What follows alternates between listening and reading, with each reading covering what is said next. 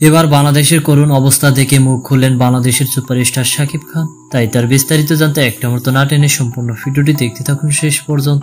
সাধারণ শিক্ষার্থীদের উপর পুলিশের নির্মমভাবে গুলি চালানো দেখে কেঁপে উঠেছে গোটা বিশ্ব। বাংলাদেশের এমন পরিস্থিতি নিয়ে শুধু বাংলাদেশ নয়, উতাল রয়েছে ভারত, যুক্তরাষ্ট্র সহ আরো অন্যান্য দেশ। কিন্তু সবচাইতে দুঃখের বিষয় হলো দেশের এমন পরিস্থিতিতে এখনো শিক্ষার্থীদের পক্ষ নেই। মুখ খুলে কথা বলেনি বাংলাদেশের কোনো সেলিব্রিটি, কিন্তু এবার নৃশংসতা দেখে মুখ খুলেন বাংলাদেশের সুপারস্টার শাকিব খান। এই বিষয়ে আজ এক সংবাদ সম্মেলনে শাকিব খান বলেন, আমি এতদিন চুপ করেছিলাম, ভেবেছিলাম হয়তো পরিস্থিতি স্বাভাবিক হয়ে যাবে, কিন্তু এখন সময় এসেছে দেশের জন্য নিজেকে উজাড় করে দেওয়া। এদেশে আমার লাখো কোটি ভক্ত রয়েছে, আর হয়তো তাদের ভালোবাসাতে আজ আমার এই অবস্থা। আমার সেই ভালোবাসার মানুষেরা আজ বিপদে, তাই আর চুপ করে থাকতে পারলাম না।